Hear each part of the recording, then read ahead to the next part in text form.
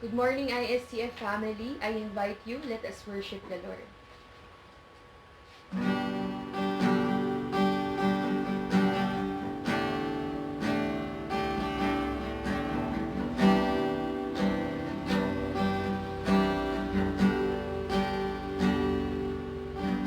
When peace like a river attended my way,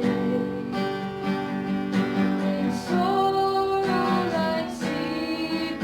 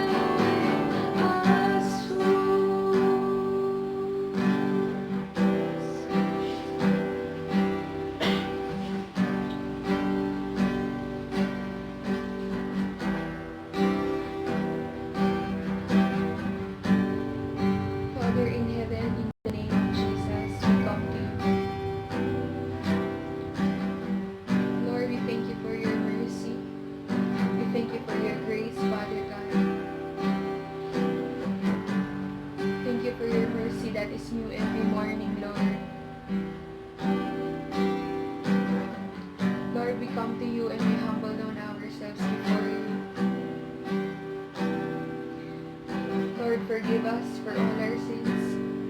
We confess them to you, Lord.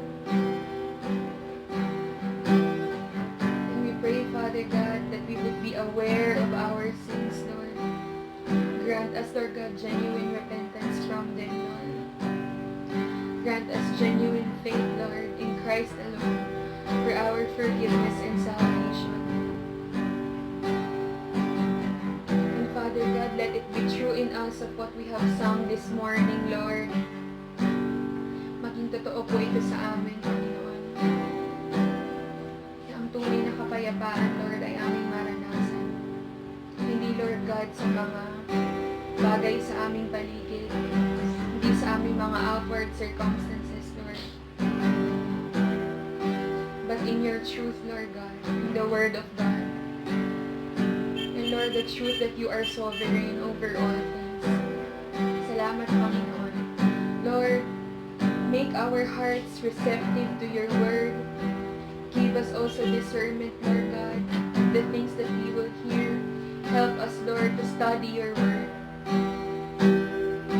Salamat po, Panginoon. And help us, Lord, to not just be informed, but help us, Father God, to be transformed, oh God. Yes. Help us, Father God, to obey you, Lord, for your glory. In Jesus' name we pray. Amen.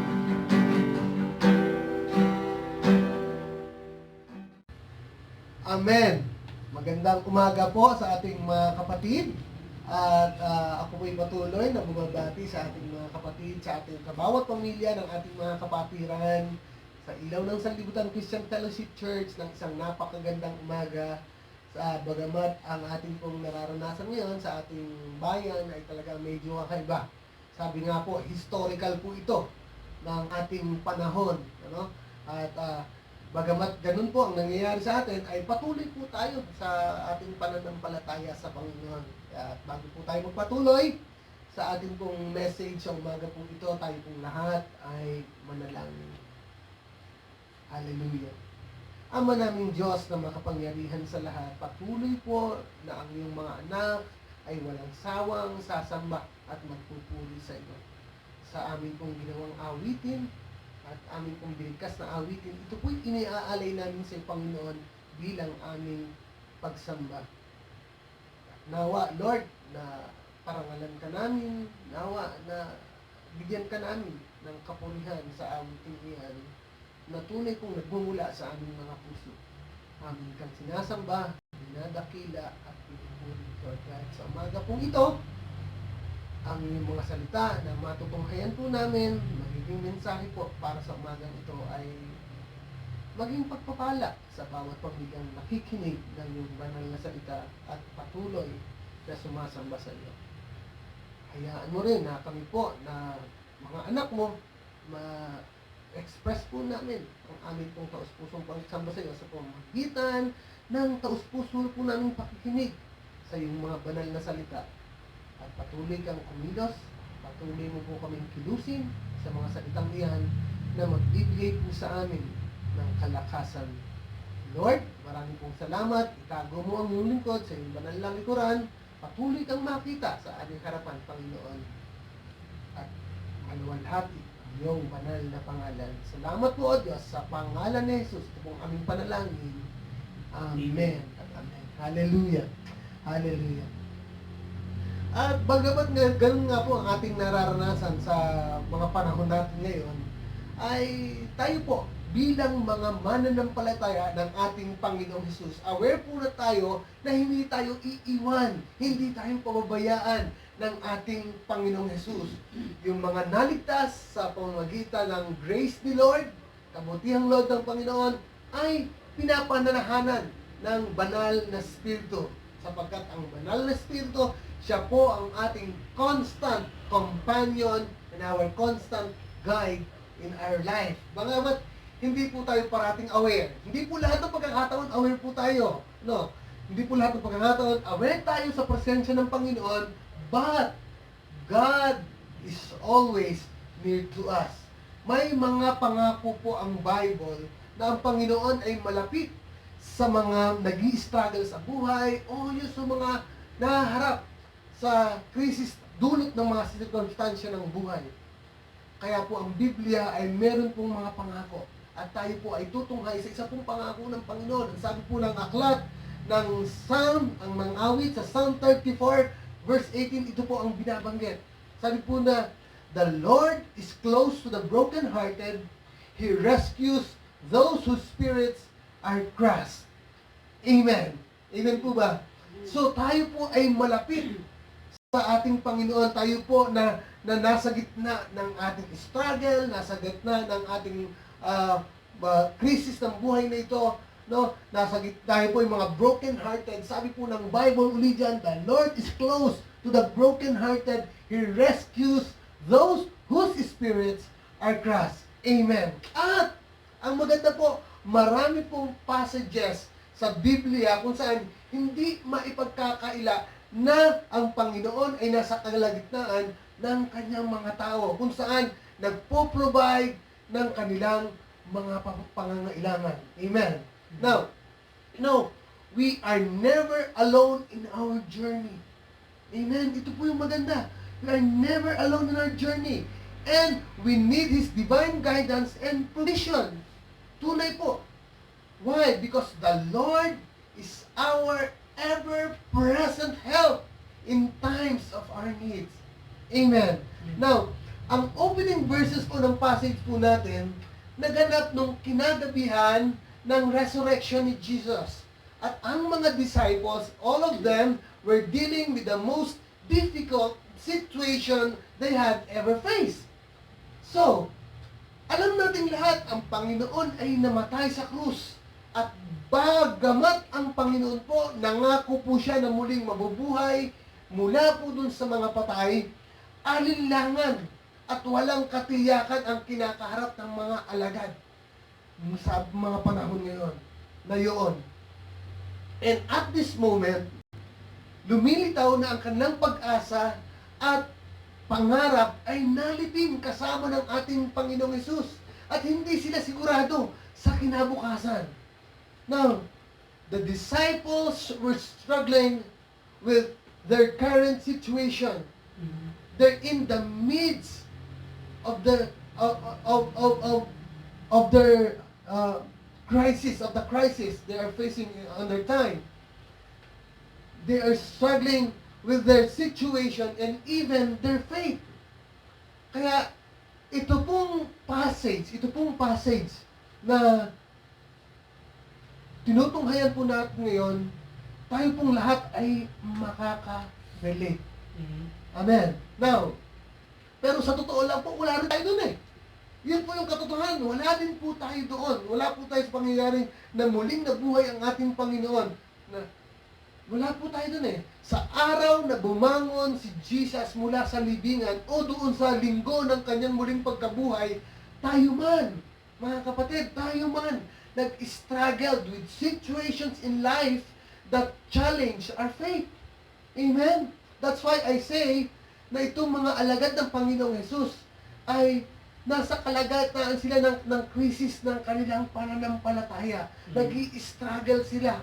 Tignan po natin yung mga detalye ng encounter nito sa kalagitnaan ng ating mga struggles. Tignan po natin sa John chapter 20 verse 19 to 23. Now, sabi po doon, nung gabi na resurrection ng ating Panginoong Hesukristo, nakita natin yung mga disciples, nagkatipon-tipon sila dito sa upper room. At sarado ang pintuan, nakapinit ang pinto because natatakot sila doon sa mga Hudyo. And at this moment, the disciple faced an uncertain future. Alam nila kung paano trinato ng mga Hudyo at ni Pilato ang Panginoon. Alam nila. At fearful sila na baka ganun din ang kanilang kaharapin bilang mga tagasunod ng ating Panginoong Hesus. So, sa kalagitnaan ng kanilang takot, sa kalagitnaan ng krisis na kanilang kinakaharap, dumating sa kanilang kalagitnaan ang Panginoong Hesus. At sabi nga po dito sa verse 19, then, the same day at evening, being the first day of the week, when the doors were shut, where the disciples were assembled, For fears of the Jews. Sa takot nila sa mga Hudyo. Jesus came and stood in the midst and said to them, peace be with you. So, ano nangyari? Nagpakita po sa kanila ang Panginoong Jesus. Habang ang mga disciples ay nagtatago sa takot.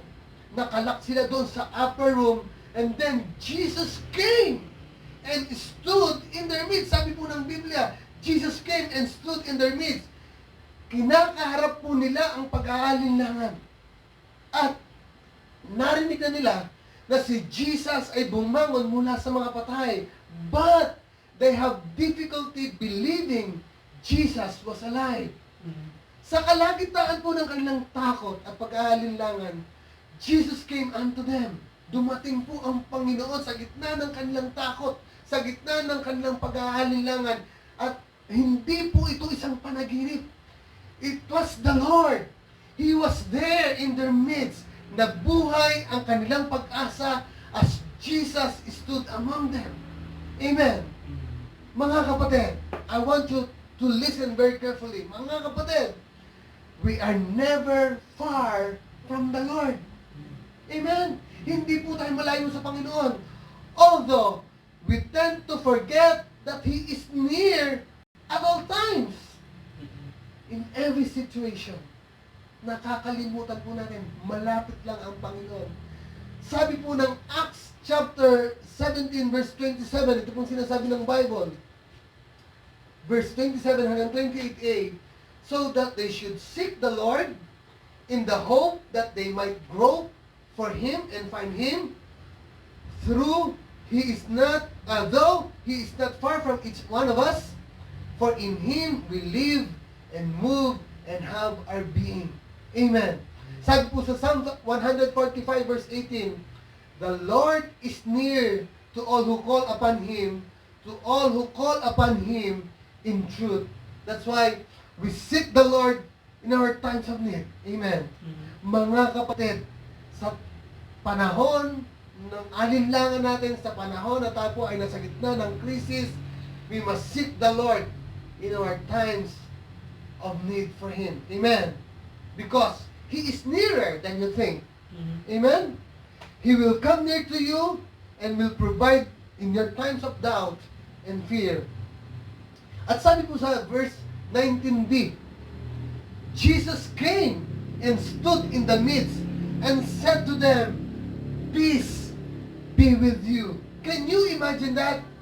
Kung gaano yung nararamdaman nila? Can you imagine kung kinakailangan na ang kapayapaan ng Diyos? Eto na ngayon, binibigay ng Panginoon. They were fearful and afraid, unsure of what future would hold. Sa sandali ng kanilang pangangailangan, kinomfort sila ng ating Panginoong Jesus ng kanyang kapayapaan. Hindi ka ba natutuwa sa kapayapaan ng Panginoon? Amen? Hindi ka ba nagagalak sa kapayapaan ng Panginoon? Kung may mga pagkakataon na nahaharap tayo sa walang katiyakang bukas, puno ng alinlangan ang ating mga kaisipan, but Jesus will show up and brought peace to our soul. Amen. Hallelujah. Maaring naroon ang problema, but Jesus gave real peace. Yung tunay na kapayapaan ang ibinibigay ng ating Panginoon. When our lives are in turmoil, and in fact, we are in turmoil today. We are in the midst of crisis. Amen? We are in the midst of our struggle. At ang alinlangan minsan ay gumagapang. We need to look to Jesus to calm the storms of our life. Amen? Hallelujah. Sabi po dun sa verse 20 hanggang 21, when He had said this, He showed them His hands and His side. Then the disciples were glad when they saw the Lord. So Jesus said to them again, peace to you. Ano sabi ng Panginoon? Peace to you. As the Father has sent me, I also send you. Hallelujah. Kung sino man sa kanila hindi nakuha ang mensahe, alam niyo po, anumang pag-aalinlangan na naiwan ay naalis as Jesus stepped forth at nireveal ang kanyang kamay at tagiliran. Amen? Inireveal niya yung kanyang kamay. Etong aking mga kamay. Anong sabi ng Panginoon? He showed them His hands. And His hands. Ano? His hands and His side. Pinakita po ng Panginoon. And it was really Jesus. Amen? And He was alive. Sabi po ng Bible, just as He said, He is alive. Lahat ng narinig nila, lahat ng pinaniwalaan nila, lahat ng iyon ay totoo. Anumang pag-aalinlangan meron sila, ay napalitan ng pagtitiwala at lubos ng katiyakan. Why? Because they were now settled in their faith and ready to move forward within the Lord. Amen. With the Lord. Amen? Hallelujah. There's nothing any better for a fearful heart, yung fearful heart, than a fresh encounter with the Lord. Kahit na takot yung kanilang puso, walang masihigit pa sa ma-encounter ang Panginoon. Alam niyo po, sa totoo lang, hindi ko nakita si Lord with my physical eyes. Kayo po, nakita niyo with your physical eyes si Lord? Hindi rin. But, He has revealed Himself to me. So, mga kapatid, madilim po ang mundo. Laganap po ang kasalanan. But we serve a risen Lord. Amen. Amen? Amen. He lives today. Amen. Nabubuhay po ang Panginoon ngayon. Napagtagumpayanan niya ang lahat ng mga kinalap ni Satan. Amen? Wala pong dahilan para mabuhay sa takot at alinlangan. We are more than conquerors in Christ. Amen. Hallelujah. Amen. Hallelujah. And you know what? When in times of doubt, when in times of trouble, consider the cross. Consider the empty tomb. Consider all of those and remember His promise that He will come again. Amen. Amen. Wala pong dahilan para lumakad po tayong nakayuko. Why? Because we belong to the Lord. Amen. Amen? Amen. Hallelujah. Kaya sabi po ng ating pong passage sa verse 22, and when He had said this, He breathed on them and said to them, receive the Holy Spirit. Amen. Hallelujah. Amen. Alam po ni Jesus na sooner siya ay aakyat na. Pero hindi para iwanan silang nag-iisa at walang pag-asa o walang banal na tulong mula sa Kanya. Amen. They would soon have the power of God dwelling in them through the Holy Spirit. Amen? Amen. Alam mo po, kung ikaw ay anak ng Diyos, being saved by His grace through the Holy Spirit, Amen. kung ikaw ay anak ng Diyos, you have the Holy Spirit within you as well. Amen? Amen. We have the power of God dwelling with us continually. We have that power dwelling within us continually. We don't have the Lord in person, but you know what? We have Him in power. Hallelujah. Now, the more we love Him, the more we seek Him, the more we serve Him, the more power we enjoy. Amen. Tandaan po natin, His power does not rest on the unfaithful.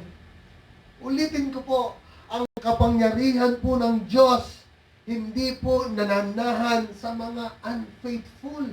Amen. Hallelujah!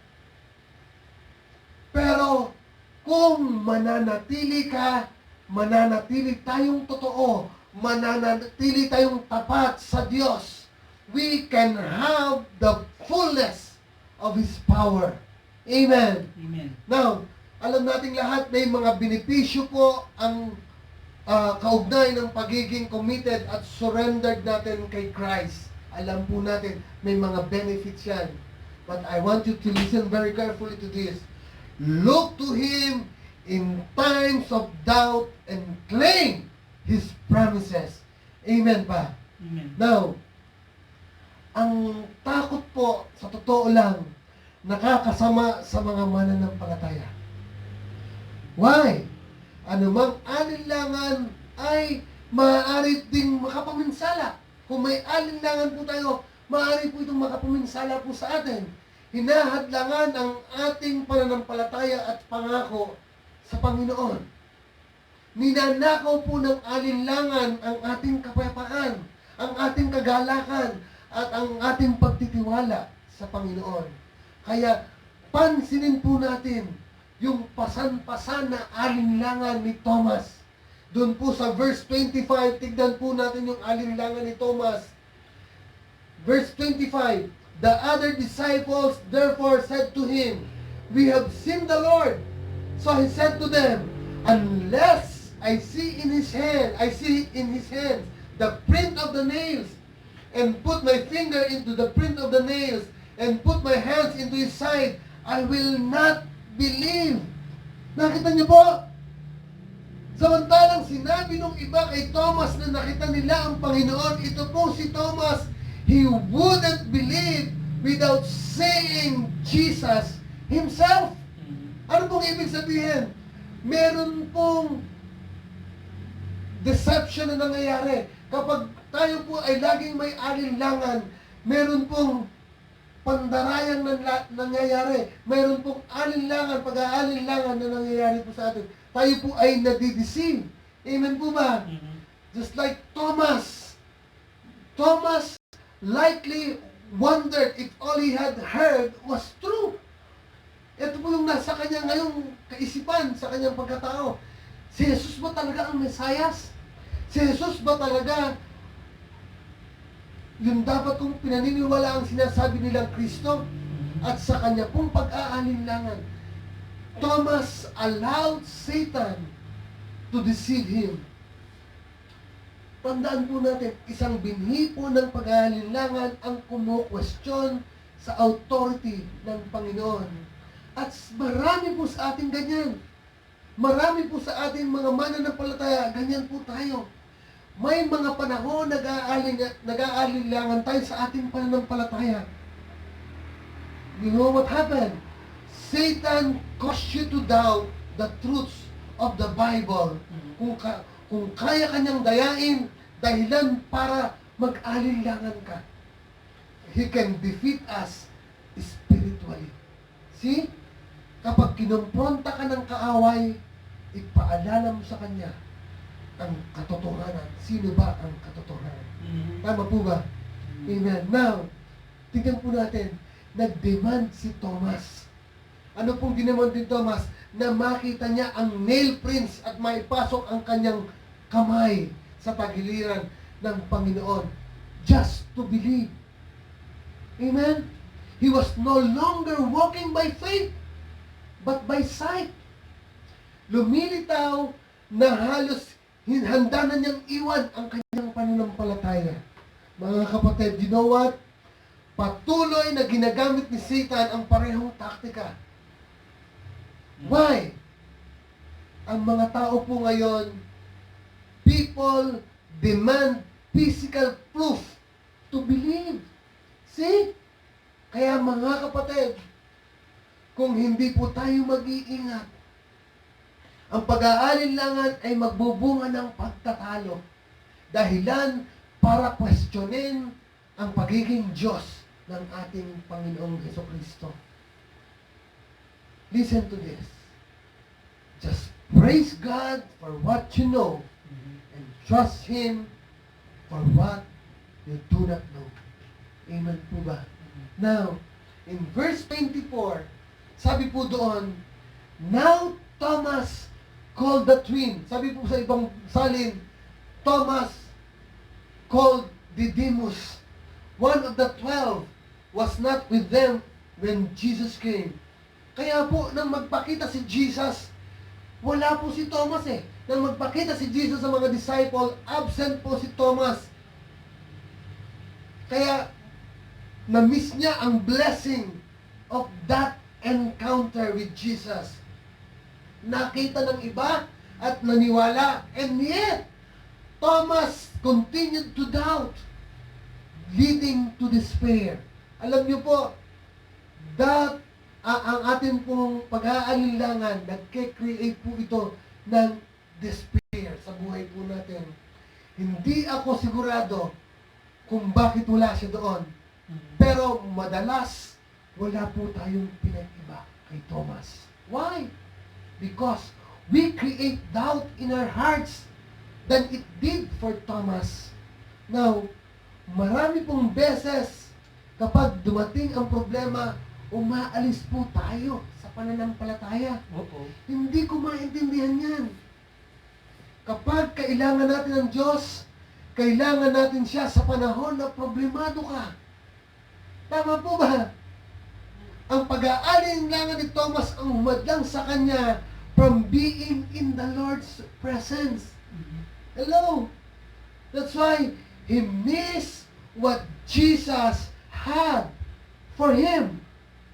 Hindi mo mababawi ang na-miss mo kapag wala ka sa presensya ng Panginoon. Amen? Amen? It is important to be faithful to the Lord and to be faithful in His house.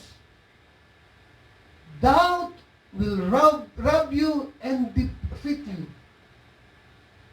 Nanakawan ka ng pag-aalinlangan mo at tatalunin ka ng pag-aalinlangan mo. Pero po ang maganda, there is hope. Amen. Amen. Alam niyo po, nagagalak ako, natutuwa po ako na naglilingkod tayo sa isang merciful God. Nakakagalak po yan. After 8 days, bumalik muli si Jesus at nandoon na si Thomas. Nung pagbalik ni Jesus, andun si Thomas. It was then that Thomas made a discovery that forever changed his life. Amen? Why? Mga kapatid, maging tayo, when we learn to look to Jesus rather than continuing in doubt, we can find great joy. Tingnan niyo po, sa verse 27, Then he said to Thomas, Reach your finger here, and look at my hands, and reach your hand here, and put it into my side.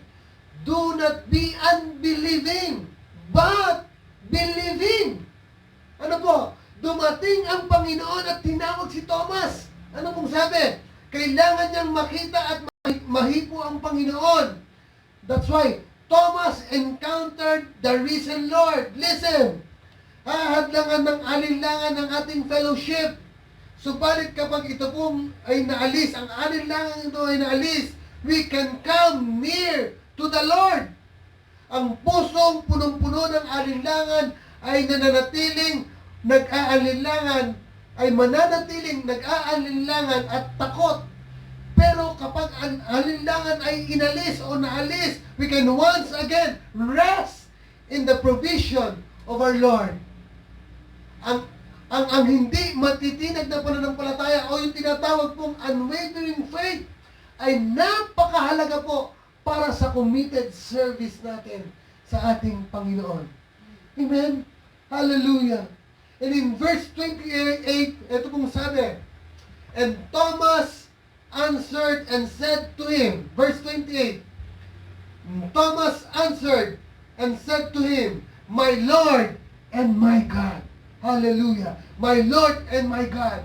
Bumalik po yung pananampalataya ni Thomas. Amen? Hallelujah. At pag bumalik yung pananampalataya mo, faith restores our focus. Nire-restore nito yung ating focus. Nang makita si Jesus, kinilala po ni Thomas bilang kanyang Panginoon at kanyang Diyos. Hallelujah. Naandun po yung kanyang pananampalataya. And you know what? The name Lord means, ang ibig po sabihin ng Lord is Master. Amen? Thomas was identifying himself as a servant of his Master. Hallelujah. Now, dinedeklara ni Thomas na ang kanyang pananampalataya kay Jesus bilang Kristo. So, hindi siya nag-alinlangan, manapay, naging confident siya sa Panginoon na kanyang paglilingkuran. Mga kapatid, hindi ka maaaring mag-focus kay Jesus sa pananampalataya at patuloy na nag-aalinlangan. Kung magfo-focus ka kay Jesus sa pananampalataya, walang pag-aalinlangan dapat. Amen? Lahat po tayo merong panahon ng pag-aalinlangan. Totoo po yan. But, if we can be reminded of Jesus, our faith can be renewed. Amen? Marirenew yung ating pananampalataya. Why? Hindi siya nagbabago. Ang ating Panginoon, kailanman hindi nagbabago. Nananatili siyang higit nating kailangan lahat. Amen? Mga kapatid, kumusta ang pananampalataya mo ngayon? Mga kapatid, pinalabo ba ng alinlangan ang iyong pagtanaw sa ating Panginoon? Hallelujah! Nagdadala ba ng isang pagsubok ang buhay na ito na natatakot kang hindi mo mapagtagumpayan? Sabi po ng Panginoon, blessed are those who have not seen and yet have believed. Mga kapatid, trust in Him today. Pagtiwalaan po natin ang Panginoon. Ano man ang ating kinakaharap, nasa gitna man tayo ng krisis ng buhay, nasa gitna man tayo ng ating alinlangan, ng ating mga struggle sa Panginoon, manatili po tayo nagtitiwala sa ating Panginoong Diyos. Magandang umaga po sa kanilang lahat. Pagpalain tayo ng Panginoon. Hallelujah.